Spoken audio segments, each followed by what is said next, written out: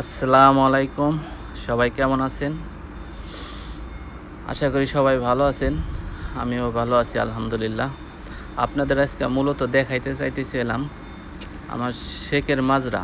আমি যে কাজ করি তার পাশে এই মাজরাটা। আর মূলত দেখাইতে চাইতেছিলাম এখানে গরু ছাগলের খামার কিভাবে করে। চলেন হাঁটতে হাঁটতে যাই গরু ছাগলের কাছে আর একটু কথা বলি। এই মাজরাটা হইলাম একদম গ্রামের মতো পরিবেশ। এখানে আসি যখন কাজ না থাকে তখনই মাঝে মাঝে আসি, আইসা বসি, মনের দুঃখ সুখের আলাপ পারি, মনটা হালকা হয়ে যায়। এখানে আসলে মনে হয় যে একদম দেশে আসি। আমি আসি, আমার দু এক বন্ধু বান্ধব আসি, বসি, কথা টথা বলি। খুবই ভালো লাগে এই জায়গাটা, অসাধারণ, একদম গ্রামের মতো, দেশের মতো দেখতে। আপনাদের মূলত দেখা বললাম আমি এখানে ছাগল কীভাবে লালন পালন করে।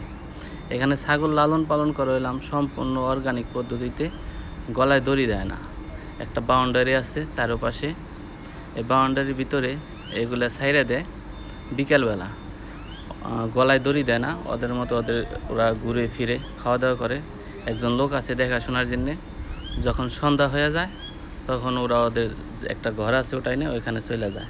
দেখতে পাইতেছেন কি সুন্দর ছাগলগুলো, একদম স্বাস্থ্য সবল, কোনো অসুখ বিসুখ নাই আলহামদুলিল্লাহ। ঠিক আছে, আপনারা যদি কেউ ছাগলের খামার করতে চান তাহলে এইভাবে করতে পারেন। আপনাদের যদি জায়গা থাকে একটা বাউন্ডারি দিয়ে দেখা গেছে বিকালবেলা ছাইরে দিলেন এক টাইম সকালবেলা কিছু ঘাস টাস ছাটি বসি যাই দেন দিলেন। ঠিক আছে, এতে ছাগলগুলো সম্পূর্ণ সুস্থ থাকবো এবং স্বাস্থ্য সবল থাকবো। আপনারা যদি কেউ খামার করতে চান ছাগলের খামার, এভাবে করতে পারেন। ঠিক আছে, এভাবে করলে আমি মনে করি আপনারা ছাগলে লাভবান হবেন। কি সুন্দর আলহামদুলিল্লাহ, দেখতে খুব সুন্দর লাগছে। সবগুলা ছাগল সাদা কালারের, দেখলেই ভালো লাগে অনেক। ঠিক আছে, এই ছাগলগুলো কিন্তু আমার শেখের সম্পূর্ণ নিজে খাওয়ার জন্যে।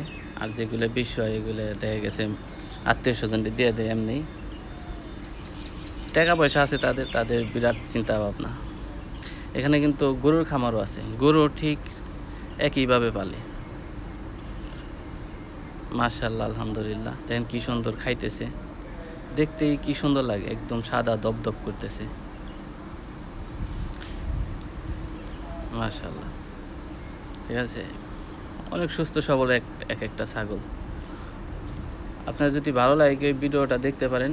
এইভাবে ছাগল লালন পালন করলে অবশ্যই লাভবান হবেন। এখানে গরু আছে, গরু ঠিক সেমভাবে গরুর গলায় দড়ি দেয় না, একটা বাউন্ডারি আছে, বাউন্ডারির ভিতরে এভাবে ওরা আগলা খায়, এভাবে ছাইড়ে দেয়।